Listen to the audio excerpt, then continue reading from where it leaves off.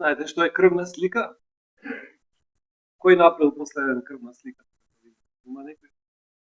Еве, луѓето прават крвна слика. Крвна слика се вика слика, затоа што во моментот кога ќе се направи, кажува што има и колку има во тој момент.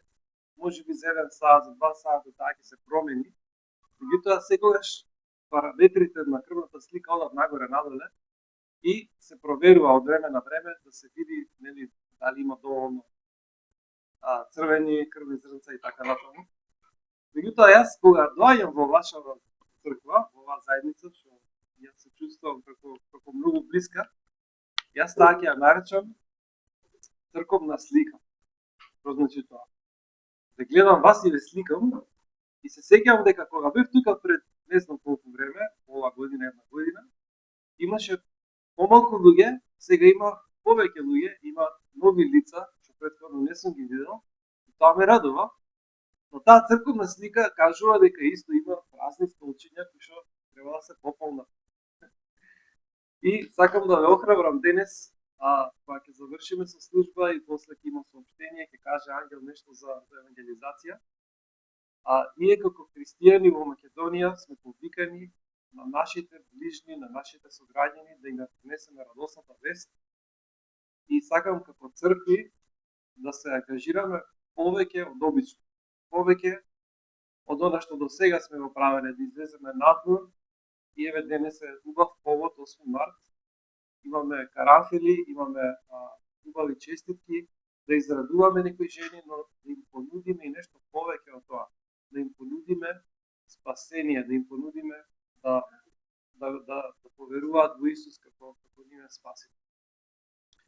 И бидејќи денес е таков денот, поводот е, да речеме, за овој празник, во врска со правата на жените и така, има една приказна во Библијата каде што жените се најважни.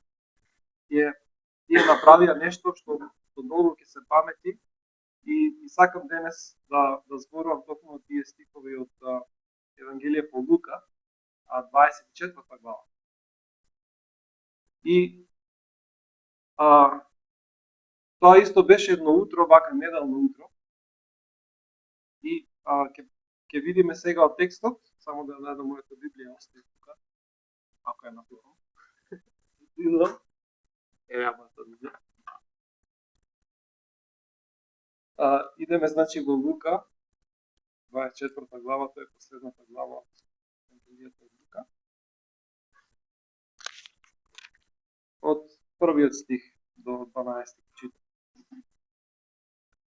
Во првиот ден на седмицата, многу рано, жените дојдоа на гробот носејќи мириси што ги приготвија и го најдоа каменот одвален од гробот. И кога влегоа, не го најдоа телото на Господ Исус. И додека стоја збунети заради тоа, пред нив застанаа двајца мажи во светли облеки, бидејќи беа уплашени, ги наведаа лицата кон земјата, а тие им рекаа: зошто го барате живиот меѓу мртвите? Тој не е тука, воскресна. Спомнете си како ви зборуваше додека уште беше во Галилеја, говорејќи дека човечкиот син треба да биде предаден во раце на грешниците и да биде распнат и да воскресне на третиот ден. И си ги спомнаа неговите зборови. И кога се вратија од гробот, им го соопштија сето тоа на 11-тина и на сите други. А тие жени беа Марија Магдалена, Јоана и Марија Јакововата мајка и други жени со нив. Им го кажаа тоа на апостолите. А ним овие зборови им изгледаа како празна шега и не им веруваа. А Петар стана и отрча до гробот, се наведна и ги виде само ленените завои и отиде назад, чудејќи се за она што се случило. Еве еден долг текст, иако е можеби великденски текст, ама сепак нема да зборувам толку за воскресение. Сакам да зборувам за овие жени, да зборувам за она што се случува, 3 работи убави ќе извлечеме од тука, што ќе бидат за наша полука, наше оправдување и сведоштво. Практично насловот на оваа порака е од гроб до сведоштво. Од гроб до сведоштво ќе видиме на што се мисли. Значи, станува збор за неделно утро, кога тие три и уште неколку други жени заедно одат да извршат еден обичај, а тоа е да се премачка телото на починатиот со одредени мириси и на тој начин да се сочува малку подолго, да не се распаднува телото. Така обичај имале од почит, нели, кон телото на починатиот. И тие во срцето носеа тага додека одеа кон тој гроб. Тие си мислеа, ние верувавме дека Исус е Месијата, дека сето тоа што го кажуваше е вистина, но ете, го казнија, го заковаа на крст, го убија, го прободаа, го закопаа.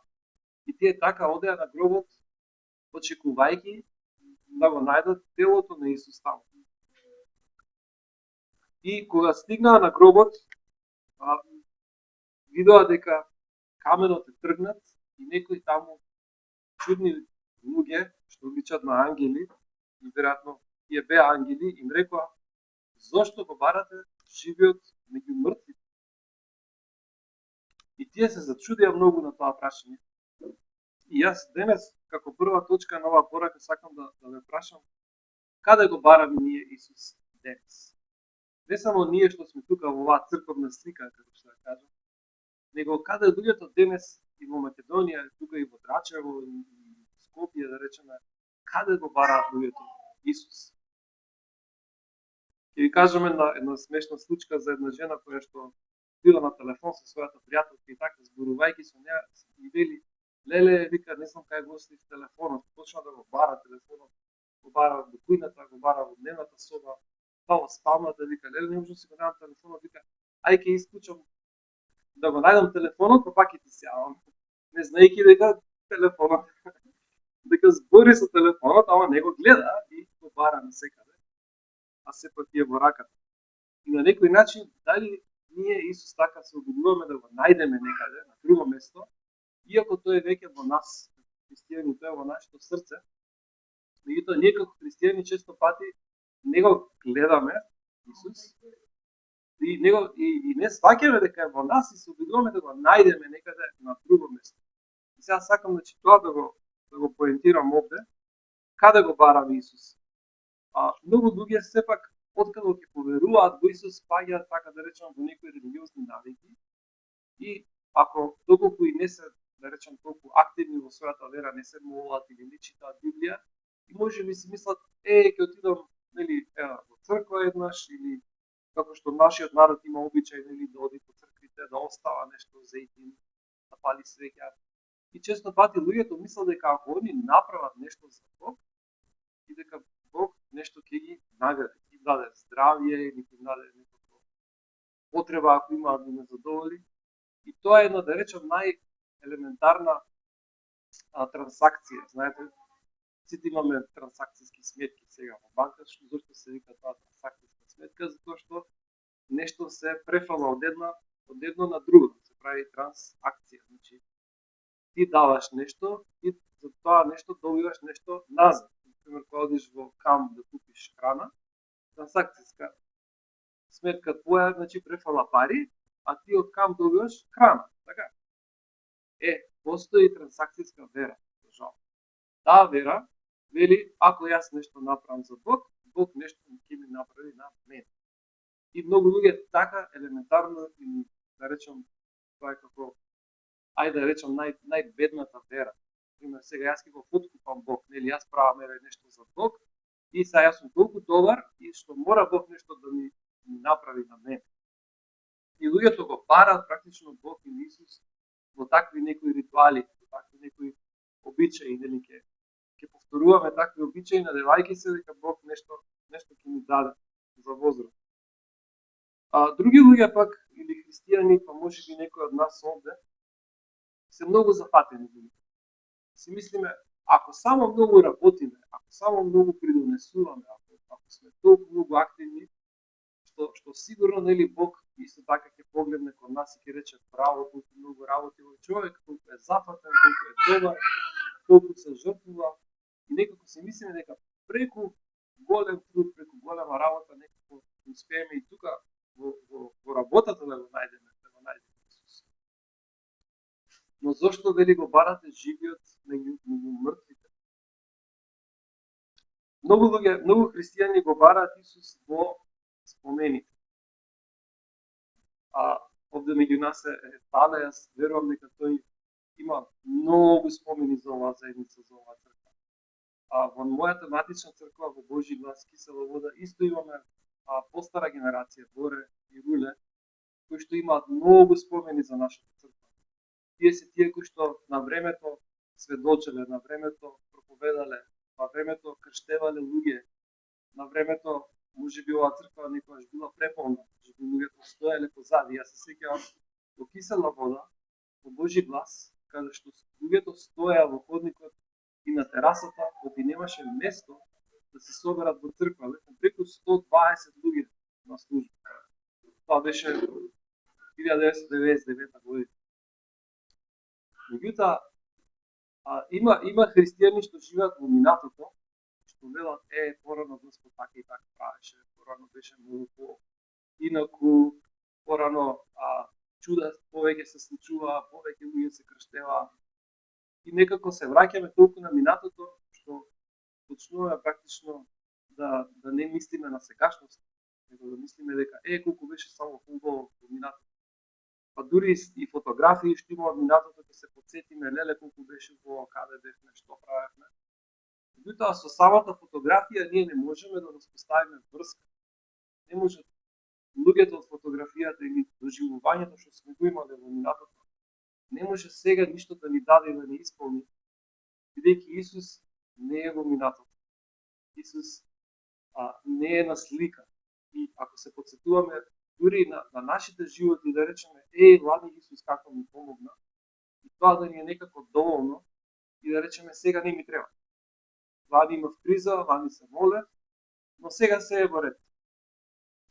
Но ангелите велат, тој не е таму. Исус не е од каде го бара. Не е во трансакцијска вера, не е во нашата работа, не е во нашите спомени. И не можеме да го најдеме Исус во нашата стара вера, во нешто што веќе поминало. И одговорот на тоа прашање, зошто го барате живиот меѓу мртвите, е навистина интересен. Тоа прашање зошто, секогаш има некакви причини зошто. И следното нешто што ангелите го рекоа беше сетете се. Да се сетиме. И има една приказна за едно детенце, како Јован можеби, кое што кога имаше невреме и кога грмеше, многу се плашеше. И секогаш го викаше татко му да дојде во собата за да му каже дека е безбедно, дека се ќе биде во ред. И таткото ќе дојдеше и ќе му кажеше, не се секирај, јас сум тука во другата соба сме одма до твојата со мајка ти, можеш слободно да спиеш и да не се плашиш. Меѓутоа детето после некое време пак ќе свикаше, ќе се исплашеше, бидејќи ќе заборавеше на тоа што му го рекол татко. Ќе заборавеше што му велеше татко му цело време. Слично и ние забораваме. Бог ни вели, јас сум со вас, Исус ни вели, јас сум со вас, кога? Во понеделник и вторник, а во среда и четврток не. Или јас сум со вас во март, ама во април не. Вели, јас сум со вас во сите дни. Това значи 365 дена во годината, 7 дена во неделата, 24 часа од секој ден. Исус е со нас. Исто како ова дете што треба на некој начин да се сети, што му рече татко му, јас сум со тебе, не се плаши. Така и ние треба да се сетиме на Исус и на нашата врска со Него. Да се сетиме дека Исус е жив и не е само спомен од минатото и не е само некаков обред и некаков обичај. Но што е тоа што ве тера да заборавиме Исус? Овие жени што одеа на гробот носеа болка. Тука некој спомна за Дутел, нели, возот, што треба да оди, можеби во една насока, можеби ќе се вратиме, не знам. Го знаете тој вицот, ние од Дутел знаеме многу вицови за Дутел, ама една бабичка во гробиштата така одела и го прашала тој чуварот, дека Абе, вика, си изгуби, вика, каде е таа и таа парцела, не можам да ја најдам. И чуварот ти рекол, абре, бабо, колку пати сум ти кажал, ако не знаеш да си го најдеш патот назад, не излегувај од гробот. Тоа едниот другиот беше, ајде, уште еден виц. Така, навечер, вечерно време и некои девојчиња полунувале покрај гробиштата од темницата и многу се плашале тука гробиште има. И од таму се појавува некоја фигура, некоја личност и вие така исплашени малку, ама гледат човек и добро гледат, ајде. Човек и тој се приближил и овие му рекле, леле, вика, многу се исплашивме, мислевме дека си дух. И тој човекот, за да ги утеши девојчињата, им рекол, не се секирајте, деца, и јас така се плашев кога бев жив. Ама сега не се плаши. Но има нешто во тоа дека смртта доаѓа. Нешто кај секој од нас. Утрево додека нели секој од нас ќе отвори телефон, нешто ќе прочита, јас исто ги прочитав тие некои стихови што ми беа за денес и неминовно нели од социјални мрежи се појават некои нешта. И прочитав за уште еден напад, не кажувам не знам каде во светот денес има неколку кризни жаришта, мислам дека беше во Украина. Загинува 12 годишно момче. И не знам што нешто ме добре во срцето за тоа 12 годишно момче што загина. Имаше вест дека загина. И сакав сега да се сетам каде беше тоа што го прочитав, но јас толку мислев на тоа дека ете колку е страшна војната. Ако тоа момче загинало во Украина на 12 години, значи последните 4 години од неговиот живот биле исполнети со бомби, со опасности, со сите тие работи. И тоа дете скоро пола од својот свесен живот го поминува во војна и не знае за нешто друго освен за војна и на крај загинува. 12. Смртта е толку сурова, толку непредвидлива, толку, како да кажам, не е фер. Не се знае кој кога ќе настрада и како ќе настрада. И деца умираат. Но тоа сите нас не чека. И кога мислиме на смртта, дали ние како овие девојчиња или како се плашиме и си мислиме леле нешто ќе биде лошо. Ја ќе ви кажам сега една голема вистина, а тоа е дека кога човек умира за тие околу него. Затоа што тој самиот не умира. Во моментот кога човек умира, духот го напушта телото и човекот останува свесен. Значи, при својата смрт, секој од нас нема да престане да постои, нема да заспи, нема да го снема, туку едноставно ќе го напушти телото. И така свесен ќе замине кај Господ. Разбирате? И тогаш оно што ќе остане позади нас, тоа е нашето тело, овој небесен шатор, како што го вика Библијата. Тој наш небесен шатор, овој земен шатор практично, нашето тело, оно што не ни даваше можност да се движиме и така натаму да јадеме, да служиме. Тогаш нашите ближни ќе треба да се погрижат за нашиот шатор, да го спакуваат и да го сместат нели во гроб. Да се погрижат за нашето тело. Така и овие жени сака да се погрижат за Исус, меѓутоа Исус не беше таму, не беше жив. И затоа да се сетиме дека и покрај тоа што смртта е голема опасност и не чека секој од нас, не знаеме во кој момент, дали на 12 години, дали на 80, дали на 90, еден ден ќе не снајде смрт. Но ние не треба да се плашиме од смрт. Но треба да живееме сеќавајќи се дека Исус умре за нас и дека ни дал вечен живот. Тоа е нашата вера, тоа е нашата утеха. И овие жени носеа болка и тоа ги спречи да се сетат што рече Исус. Да не дозволиме и ние болките на нашите животи, секој од нас има приказна, има не една повеќе приказна, тажни приказни. На некој од нас може би умрало и собственото дете, на некој од нас може би умрал сопружникот, а некој од нас може би се соочува со финансиска криза, со имотно-правни односи, нели, со браќата, со сестрите, разни караници, значи секакви искушенија имаме во нашите животи. И таа болка нека не натера да заборавиме на Исус, да си речеме јас ќе одам сега кај мртвиот Исус. Многу луѓе таква е верата, во смисла, ама тоа било пред 2000 години. И сега тука Исус нешто се кажува дека воскреснал, ама јас ќе се однесувам како да е тој мртв. Но ние напротив треба да се сетиме дека Исус е жив. И како тогаш да изградиме својата вера врз тој факт, врз таа библиска вистина? Верата од каде доаѓа? Од слушање на Божјото Слово. Затоа постои проповед, затоа постои славање со песни, затоа постои читање на Библијата. Сите тие работи придонесуваат нашата вера да расте. Ако денес не дојдевте во црква, каде ќе слушнете за Бог? Каде ќе слушнете за Исус? Каде ќе слушнете некакво охрабрување, некаква порака? Ако го пуштиме телевизорот, ќе гледаме вести, ако скроваме на телефонот, исто така ќе слушнеме за лоши работи. Меѓутоа за Господ се слуша во црква и кај неговите деца, кај христијаните. И уште поважно, сведоштво. Овие жени не го чуваа оно што го дознаа за нив самите. Туку тие истрчаа назад да им кажат на апостолите дека гробот е празен. Овие жени го дадоа првото сведоштво дека Исус воскресна. Тие се сетија што им рече Исус и потоа не останаа на гроб.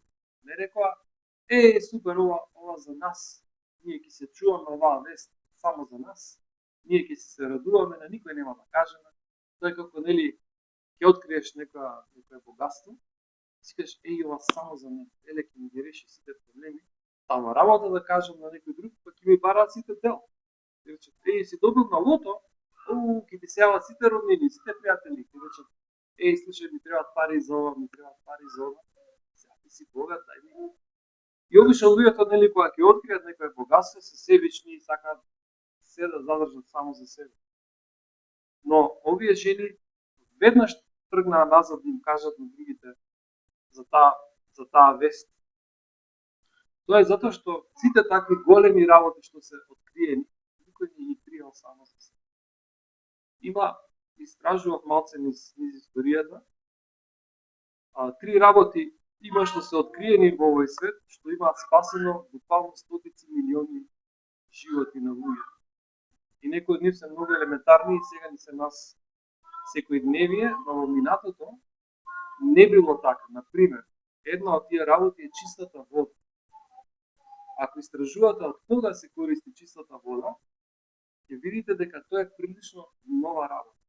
Но во минатото луѓето кои што немале чиста вода, кои што пиеле нечиста вода, многу умирале и страдале. И тоа било секогаш проблем во градовите, во големите места каде што се мешала таа вода со нечистоти, и луѓето немале чиста вода. Немале пристап до чиста вода, и откако почнуваат луѓето да ја чистат водата и да пијат чиста вода, се намалува смртноста кај многу од нив. И второто нешто, исто што е многу битно, е миењето на раце. Во 18 век уште не знаеле за микроби, за бактерии, за такви работи што не се гледаат со голо око. И да речеме, во тоа време кога жените се породувале, голем дел од луѓето умирале затоа што веднаш ќе се заразеле со нека бактерија од тоа што докторите не си ги миеле раце. Откако почнале докторите да си ги мијат раце после секоја операција, драстично се намалила смртноста на вредињата. И понатаму со испитување се докажало дека има и микроби и бактерии што влијаат. Меѓутоа, една обична хигиена, едно обично миење раце се смета дека спасило стотици милиони животи. И трето нешто, вакцината против сипаници на времето. Сипаниците биле толку страшна болест што исто стотици милиони луѓе умирале од сипаници. Денес таа болест скоро е искоренета, скоро и да не постои. Меѓутоа, например, ако некој преживеал од таа болест, може да остане слеп, може да има ментални проблеми, значи мозокот бил оштетуван и така. И тоа било голема трагедија за тие сипаници, се додека еден доктор, истражувајќи зошто некои луѓе не се разболеле од сипаници, а други се разболеле, сватил дека тие што не се разболуваат од тој тип на сипаници, сега се сум медицинско лице, не знам точно за кој вид на сипаници се работеше, може би знаете, да. Меѓутоа, тие кои што не се заболувале, имале прележено еден друг вид на сипаници, крави сипаници се викале, кои што направиле да бидат имуни, односно да не може да се заразат. И него му доаѓа на памет идеја, свесно некако да зарази луѓе со тој вид на сипаници кој што не е опасен, за да луѓето стекнат имунитет и да не можат да се заразат со овој опасен вид на сипаници. И така настанува првата вакцина против сипаници. И знаете проценката колку луѓе се спасиле? Откако почнаме со вакцина? 500 милиони. 500 милиони луѓе. Значи, ова се факти, ова да проверите на интернет или од релевантни извори, ќе сватиме дека големите откритија никогаш не се кријат. Например, овој доктор што го сватил тоа, замислете да си рекол, ова само за моето семејство. Само за моите деца. Не ми гајле мене друг. Јас да се спасам, моите деца да се спасат и никој друг. Важно, ние сме си безбедни. Не. Докато тој вели, ова нешто не смее да се крие. Ова нешто е толку вредно и спасоносно што мора да се каже на секој човек, на сите луѓе. И истата логика важи за таа вест, тоа воскресение, дека Исус е жив. Тоа не можеме да го криеме за нас. Ако Исус е жив, тоа не е утеха само за мене. Тоа не е порака само за мене. Туку е за сите луѓе да им кажем. И тука сакам да кажам една аналогија со чистата вода, хигиената и вакцините. Чистата вода, ако се сетите кога Исус зборуваше со жената на бунарот, на Самарија, не го знаеме името на жената, денес е 8 март, ја почитуваме и таа жена, наречена е Самарјанка, која живеела во Самарија, но името ете не е напишано во Новиот Завет, но сигурно сум дека имала име и била многу благословена бидејќи разговарала со Исус, додека тој бил на оваа земја. И имале многу убав разговор и нешто спомнале околу водата. И Исус си ветил, ако ти дадам јас од мојата вода, ја нарекол дури и жива вода, и таа во твоето срце ќе стане извор и ќе тече кон вечен живот. И таа вода која што Исус ја дава и која што станува извор во нашето срце е Светиот Дух. Тој ќе извира од нашето срце и ќе тече кон вечен живот, и таа чиста вода ќе може да прехрани или да даде живот и на други луѓе. Че ние да бидеме извор, да не бидеме кофа во која што ќе чуваме една иста вода и која што ќе се замириса и која што ќе се расипе и ќе се испрља, туку да бидеме извор, значи секој ден, значи изворот никогаш не престанува. Не е како чешма, нели пушти тече, затвори, него изворот постојано тече. И такви да бидеме и ние постојани во нашата вера, постојано Светиот Дух да тече во нас, постојано да извира таа чиста вода во сите луѓе. Хигиена. Овде зборувавме за миење на раце. Јас сакам да зборувам за миење од грев. Значи, хигиена значи да си имаме редовно миење од нашите гревови преку крвта Христова. Значи, да си имаме таков обичај да се испитуваме самите себе си и да си спомнеме, кога имаме Господова вечера, си спомнуваме дека Исус умре за нас. Дека неговото тело, неговата крв се дадоа за ние да имаме прошка на нашите гревови. Кои гревови? Значи, ние треба да знаеме што сме сгрешили. Да го молиме Светиот Дух да ни објави, да ни објасни што сме сгрешиле погрешно и тоа да ни биде нашата фингер. Секој ден да се имиеме нашите души, да се измиеме од натре да бидеме чисти. Господе, сгреши, Господе, тоа и тоа направи, или пак, Господе, тоа и тоа не направи. Затоа што не е грев само нешто што ќе направиме, грев може да биде и нешто што не сме направиле, а сме можеле да го направиме. Разбирате, затоа да сме осетливи на Светиот Дух да не води, да не убедува и за тоа, за грев. И уште нешто, аналогија со вакцини, така да кажам, дека кога човек е научи да се бори против некој грев, тој добива отпорност кон тој грев. Ова посебно важи, да речам, за зависници, за тие што пушеле цигари, за тие што биле зависни од алкохол. Сигурен сум дека сега се отпорни, откако Господ ги променил, откако Господ им дал сила, и сега некој да им рече, на цигара, тој ќе рече, не, повеќе не пушам. И на тој начин и ние, откако ќе победиме одредени гревови во нашите животи, стануваме отпорни. Може ѓаволот така да ни излаже и да не наведе повторно да сгрешиме. Како што ќе победуваме повеќе и повеќе во нашите животи против гревот, така ќе бидеме повеќе и повеќе отпорни. И штом сме отпорни на гревот, и штом сме исполнети со Светиот Дух, измиени, ние сме спремни за што? За служба. Така? Спремни сме за работа. Тоа е како еве, например, Бојан, тоа сигурно добро го знае. Не секој човек може да му биде помошник на Бојан. Значи, помошникот на Бојан треба да ја разбира работата, треба да го прати секогаш Бојан како главен мајстор што прави, што му треба, да може да му донесе, да може да му помогне. Не да му одмогне, туку да му помогне, разбирате. И Бојан, за да одбере некој човек што ќе работи со него, треба со него да има таков однос да тие еден со друг се разбираат и да Бојан буквално верува дека тој човек може да му помогне, инаку не би го взел. Ако треба Бојан да работи и работата на помошникот, тогаш не му треба помошник.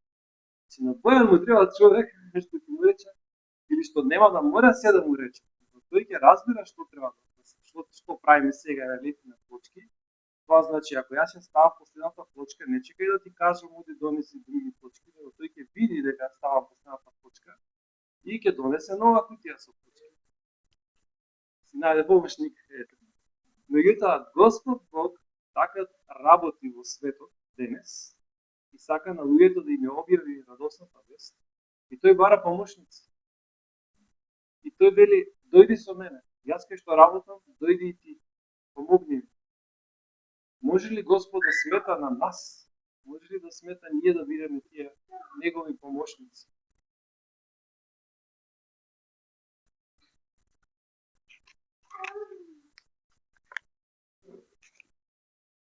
Така, жените стануваат тие први сведоци, рековме дека проповедата е од гробот до сведоштво.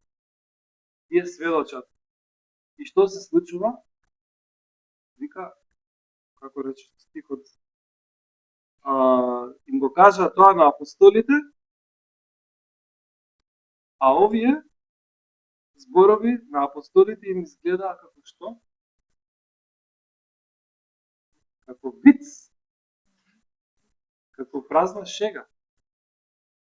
Луѓето кои што 3,5 години беа со Исус, луѓето на кои што Исус толку пати им каже, јас треба да пострадам, и така натаму ќе умрам, ама ќе воскреснам. Така?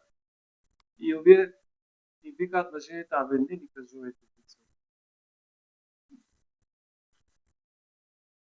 Ај не ме лажи. Ај не си играем мајтор со мене.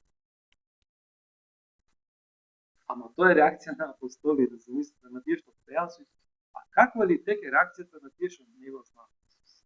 А тоа го гледаме ние секој пат кога излегуваме на терен, кога сме на евангелизација, кога ќе му кажеме на некој човек и само ќе одмовнат со рака. Абе бегајте секташи, абе бегајте вакви и такви. Значи, се соочуваме со секакви неверојатни реакции, невера, па дури ни обвинуваат за измама, не прават шпиони, не знам што се не прават.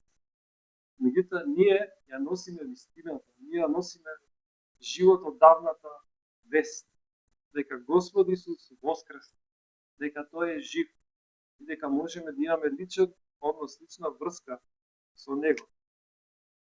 Значи, не сите одма ќе поверуваат. А дури некој што ќе се противи, а вие сепак му објасните со љубов и му кажете одредена библиска вистина, може би тие зборови ќе останат кај тој човек. И тој иако ќе си замине нели во лутина или ќе ви рече на вас нешто лошо, и може ќе ви рече нешто лошо и вие ќе се чувствувате како повредено, никој не ја прифаќа нашата порака, не одбиваат. Меѓутоа не знаеме Божјото слово кога ќе фати корен и кога ќе почне да расте и да созрева. Така што и да кажете на луѓето, гледајте да е тоа некоја библиска вистина. Бог те сака. Бог има план за тебе. Бог ги простува твоите гревови. О Господ имаш прошка, о Господ имаш нов живот, о Господ имаш иднина, Тој дава вечен живот. Значи има многу нешто што можеме да ги кажеме на луѓето. Еве за 8 март сега ни имаме на картичка кој што вели за секоја жена, ти си прекрасно создадена. Ти си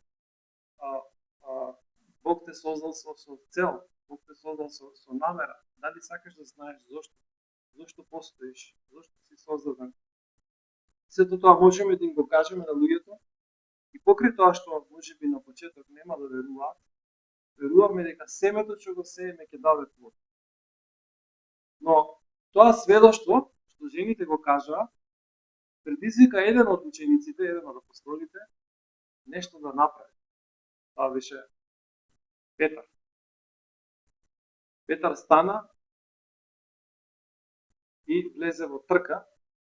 На друго место пишува кој се тркал, знаеш.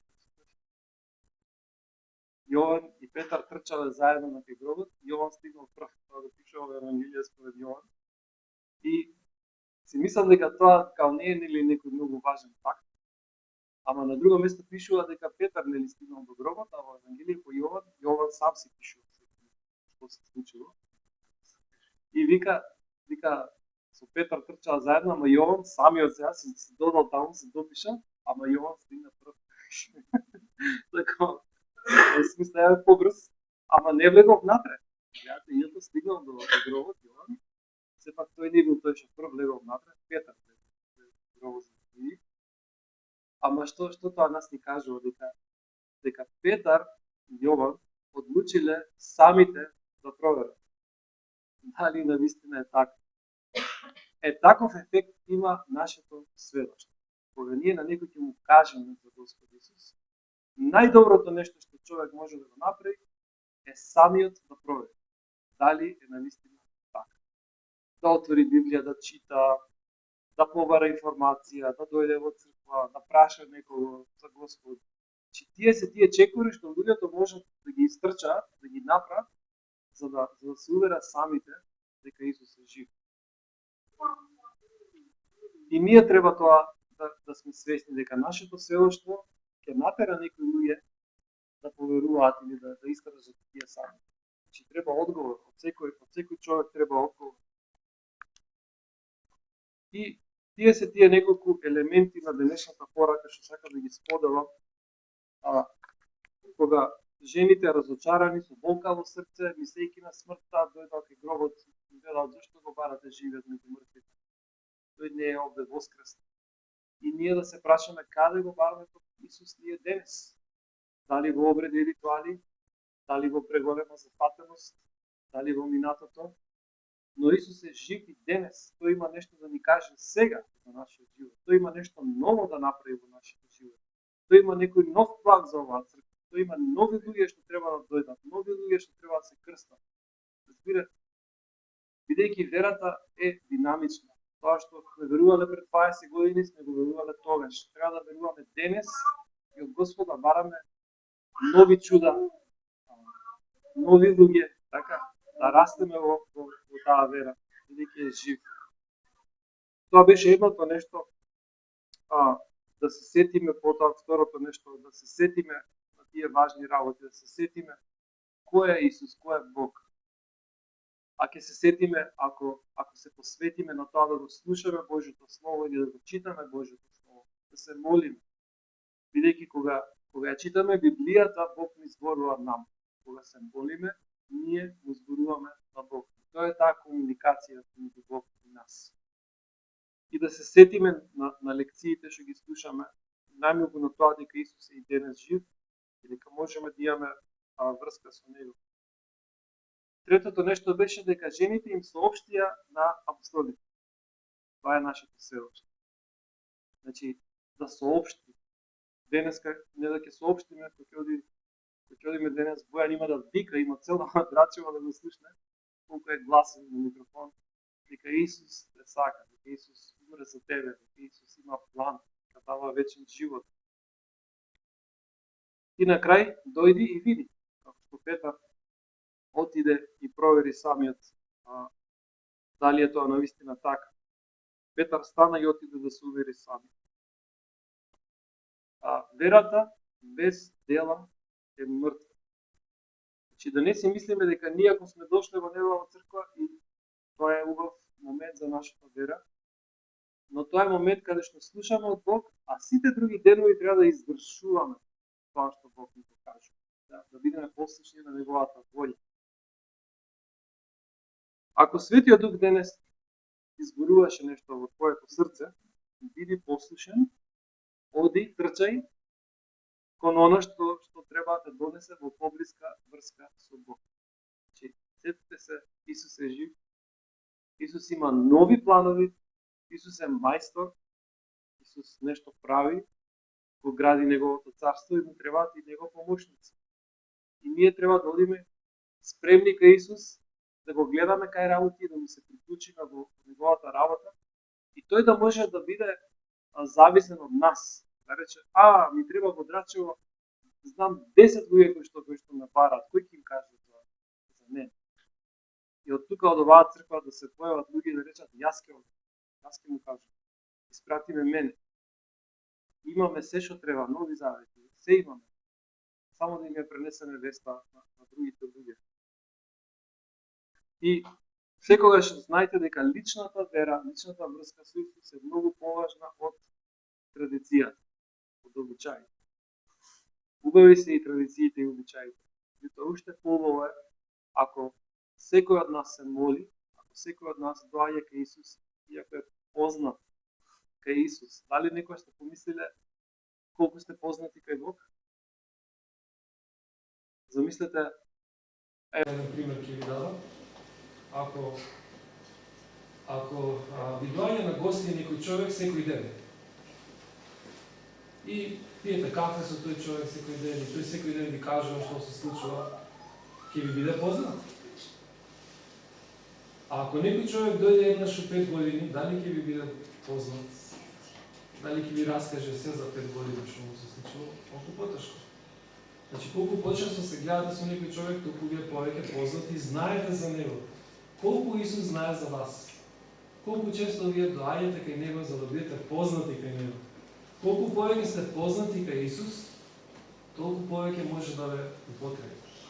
Како него знам ангел, беше вчера кај мене, ова се зборам од страната на Исус, беше вчера кај мене ангел, ми кажа за тоа и тоа, ми побара тоа и тоа, јас му дадов тоа и тоа. Ама ангел беше и завчера, беше и прекчера и заедно работиме на неколку проекти.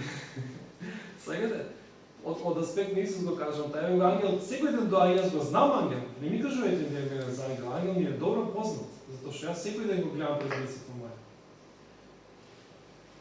А може би доаѓа некој после 2 недели ќе се сети, треба да се ново. И доаѓа, кој си ти? Чекај, се сети. Ти си мој невиверник, ама некако слабо ни оди врската, слабо те гледам, слабо ми доаѓаш на посета на молитва.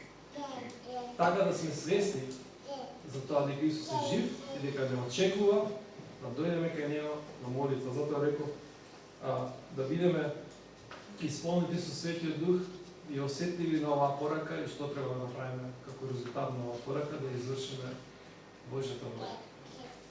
Зошто го барате живот меѓу мртвите? Сетете се што ви рече, соопштете им на другите, стани, оди и увери се сам. Тоа е пораката за денес, Господ нека чува и благослови. Да се помолам за крај. Господи